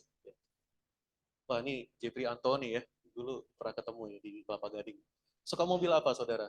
Duduk aja. Suka mobil apa? Wih, oke, Lamborghini. Lamborghini. Oke, tapi saya kasih kamu Alphard terkutuk. Apakah itu? Grand Max. Ya. Grand Max. Anda merasa pede naik Alphard jenis itu atau Lamborghini? Jelas Lamborghini. Bahkan ketika saudara kita menyebutkan Lamborghini, banyak orang tertawa, banyak orang kaget, banyak orang wah. Karena kita tahu nilainya. Kita tahu modelnya, kita tahu fungsinya, kehebatannya. Saudara-saudari kita mau bilang sandar Tuhan, tapi kita nggak mengapresiasi Tuhan. Itu omong kosong, mohon maaf. Itu cuma slogan. Udah harus di FTTI, termasuk saya, sungguh-sungguh datang menikmati Tuhan. Menikmati itu sampai dari roh meresap ke jiwa kita. Sampai organ-organ jiwa kita itu tertuju hanya kepada Tuhan. Sampai kalau baca Alkitab, yang kita pegang bukan agama. Yang kita pegang bukan regulasi pelatihan belaka. Kita sebelum pegang bahkan masih tertutup, kita sudah, oh Tuhan Yesus, berbicaralah kepadaku. Saudara-saudari, ini wajib ada di dalam pelatihan. Ya, tadi banyak ayat bermunculan, hati perlu berpaling kepada Tuhan. Harus berpaling. Saudara-saudari itu bukan untuk di kelas saja. Jadi kelas pre-training visi kemarin, itu adalah panduan, visi yang akan memandu kita ke depan. Tapi saya tidak mau bicara terlalu jauh. Saya mau bicarakan di minggu ini, PT 2. Karena tadi sekilas saya lihat jadwal, akan kelihatan kita akan mengarah kemana. Mengarah kemana, saudara-saudara? Koordinasi. Tutur sabda. Ada apa lagi? Pelayanan, GOW. Ya, sudah mulai menyentuh hal-hal yang luaran. Saudara-saudari, ini yang disukai orang-orang, bukan? Ya enggak? Anda kalau dikasih pelayanan, styrofoam, wah, kelihatan sibuk banget ya. Bahkan masih pakai baju putih hitam ya, dia masih naik-naik ya kan, pasang-pasang. Wih, keren banget ya, terlihat berjasa begitu. Saudara-saudari, sambil masang-masang, apakah Anda ada mengalami salib Tuhan? Tuhan, kiranya Engkau menusuk aku sampai membekas salib di dalamku. Sampai tulisan-tulisanmu Tuhan dapat tertulis di dalam hatiku. Saudara-saudari, saya bukan berpuisi. Tetapi ada apa? Ada apresiasi terang akan Tuhan. Gitu. Saudara-saudari, besok akan mulai lagi rehearsal ini, rehearsal itu. Jangan lupakan PT 1, PT setengah dan PT 1 itu. Berita-berita yang Anda terima itu visi untuk Anda pandu ke depan. Yang saudara-saudari, terutama saudari-saudari tadi ada menyeru nama Tuhan. Saudari, itu bukan teori, praktek yang saya sudah dengar bertahun-tahun. Makin tahun makin baru, saudara. Harusnya makin menyeru, makin kaya, ya kan? Di Roma mengatakan, itu kaya bagi semua orang yang berseru kepada nama. Kok berseru makin bosan, makin kering. Oh, saudara-saudari, perlu lagi hati ini berpaling kepada Tuhan. Beban saya ini, saudara-saudari, berpaling. Kenzo mana tadi? Mohon berdiri lagi. Tadi di-expose ya, di belakang. Gimana rasanya? Malu? Ya, saya tahu orang Manado tuh, kalau egonya disentuh tuh, saya juga orang Manado. Tadi dia udah mau duduk, saya berdiri, suruh berdiri. Nikmatilah salib. Jangan kabur. Berdiri aja, udah nggak apa-apa. Saudara-saudari, setelah itu apa? Anda pas turun, gimana rasanya? Terpuruk atau cuek? Ada dua nih. Senyum-senyum ini apa ya maksudnya? Berdoa. Wah, ini lebih rohani dari saya ya. Oke, silakan duduk. Tidak mudah loh. Ditegor ya. Lebih enaknya lagi, ada yang terlambat dia nggak berdiri. Saya kalau jadi dia ya, ini orang mohon maaf, gitu ya. Saya omong kasar dalam hati. Ini orang nih, udah tahu dia terlambat, dia ketawa ke TV, pasti aja duduk ya kan. Nggak merasa bersalah lagi, dia diam-diam aja duduk. Aku berkorban deh. Tapi berkat tahta itu akan mengalir ke Kenzo. Ya enggak? Anda tadi terbantu nggak di kelas exhibition baru? Banyak supply loh, saya juga duduk di belakang ya. Doain Anda. Saya ambil contoh ini saudara kita. Nanti di flat, Anda bentrok dengan ketua flat. Bentrok dengan living. Anda nggak suka, nggak senang. Terus gimana? Tersinggung aja nggak apa-apa. Tapi ingat visi di kelas PT. Ya, datang lagi kepada Tuhan. Hati berpaling. Baca Alkitab, Tuhan bicara, Tuhan, aku lagi ngambek Tuhan. Tapi satu kata aja dari Alkitab. Bicaralah Tuhan. Begitu. Saudara-saudari latihan kita. Kenapa? Karena ada istilah namanya, saya tadi barusan baca bukunya, spiritual kehidupan rohani, kehidupan agama, kehidupan etika. Banyak dari saya, Anda mungkin dan juga saya ya, jatuh di etika, jadi orang baik. Yang kedua adalah agama. Agama ini adalah melakukan hal rohani tanpa menjamah Tuhan. Saudara-saudari dua ini akan membuat kita letih. Karena apa? Habis ini kita akan banyak pelayanan, urus pelayanan, mikirin pelayanan. Oh, saudara-saudara saya tekankan, mari kita pertama-tama kuatkan kehidupan rohani dulu. Itu apa? Bukan agama, bukan etika, bukan benar salah, tetapi apa? Kembali ke dalam roh kita. Malingkan hati kita kepada Tuhan. Saudara-saudari ini yang menjadi kunci kita dalam nanti kelak habis ini PT2 ini masuk ke dalam visi pelayanan. Ya.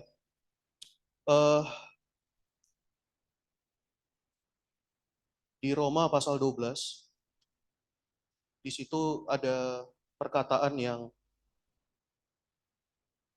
baik ya. Ayat 1, karena itu saudara-saudara, oleh kemurahan Allah, aku menasihatkan kamu supaya kamu apa? Mempersembahkan tubuhmu sebagai persembahan yang hidup, yang kudus dan yang berkenan kepada Allah, itulah ibadahmu yang sejati. Jadi saudara-saudari, pertama-tama persembahkan tubuh, baru yang kedua adalah ini. Ternyata saudara-saudari, ketika kita mulai memasuki kehidupan rohani, Tuhan mau pakai kita. Ditemukan bahwa aku ini masih serupa dengan dunia ini.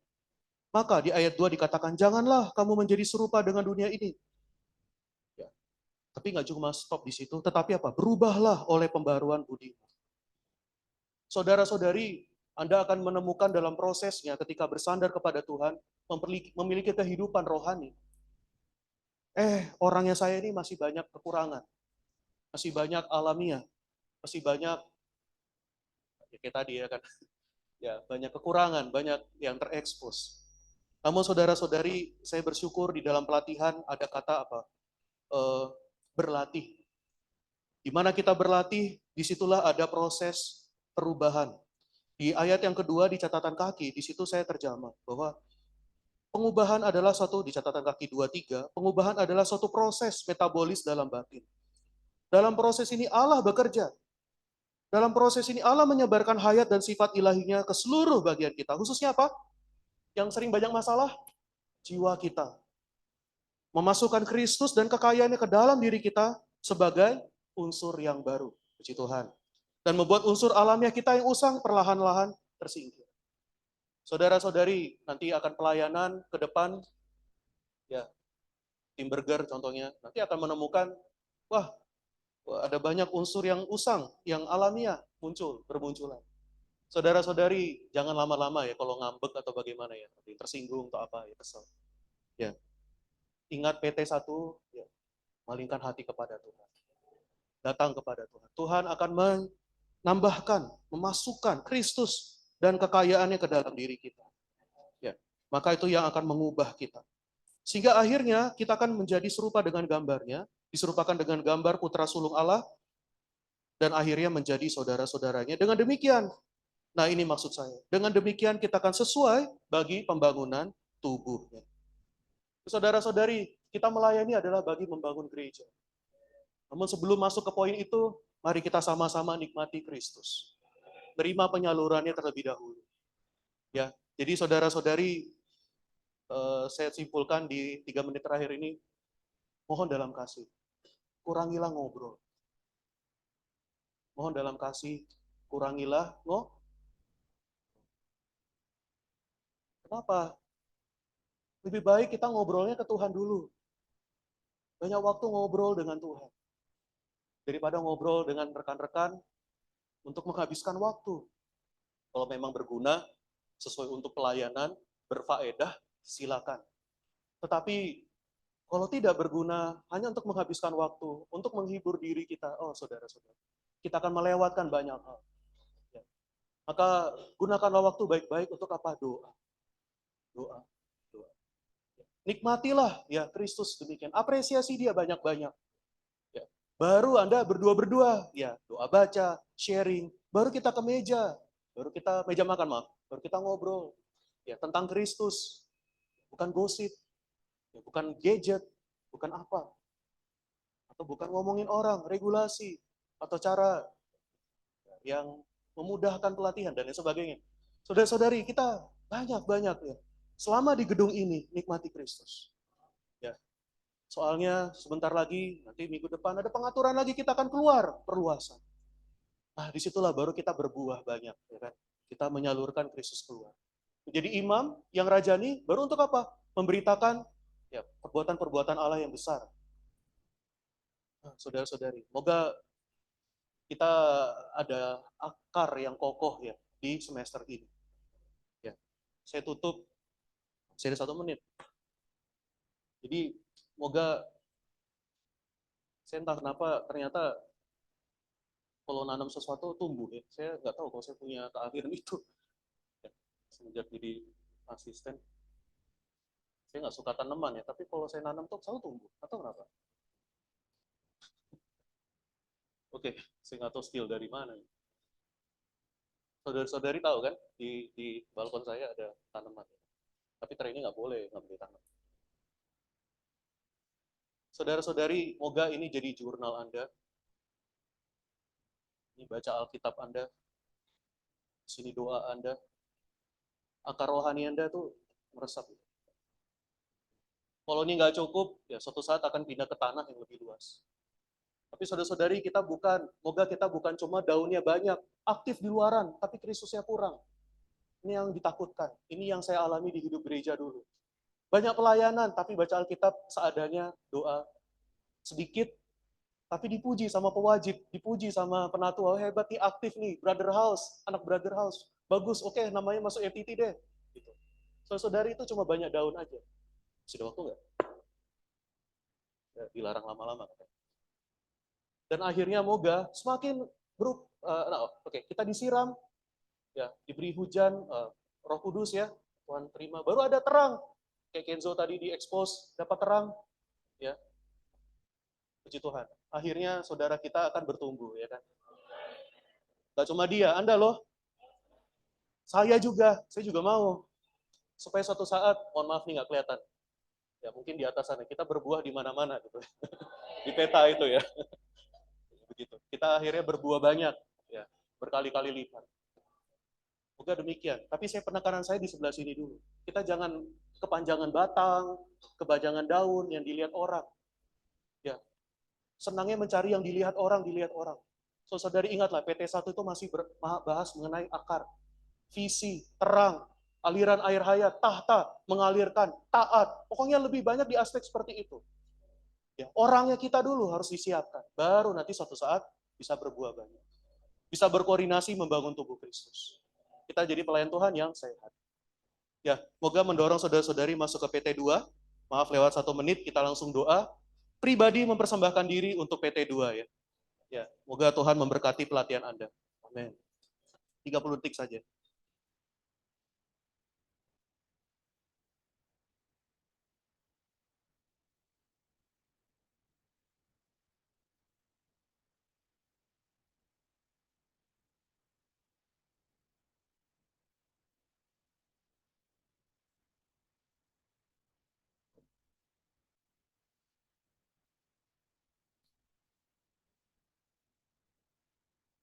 Tuhan, kami mempersembahkan diri lagi kepadamu. Tuhan, dapatkan bejana kami menjadi bejana yang Engkau pakai untuk maksud yang mulia, menjadi ministermu ya Tuhan, menyalurkan apa adanya Kristus dengan segala kekayaan dan kelimpahan dan kemuliaannya kepada banyak orang melalui kami. Sungguh kami berharap kepada Tuhan untuk di Minggu PT2 ini berikan visi yang lebih lanjut, berikan kami lebih banyak perasaan akan tubuh. Oh Tuhan, sehingga kami dapat mempersembahkan diri bagi kehidupan tubuh, untuk melayani gereja, untuk membangun gerejamu. Oh Tuhan Yesus, dapatkan kehidupan dan orangnya kami, sepadan dengan umat-Mu ya Tuhan. Oh yang layak untuk membangun gereja. Oh terima kasih Tuhan, Engkaulah sasaran kami, Engkaulah solusi kami, Engkaulah kekuatan dan sukacita kami. Mulia bagimu Tuhan, kami cinta kepadamu. Amin. Kasih Tuhan. Oke, saudara-saudari sampai di sini. Tuhan berkati.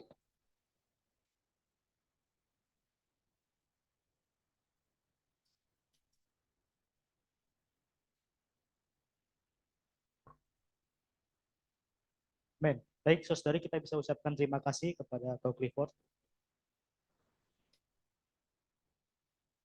Ada pengumuman? Oke, silakan.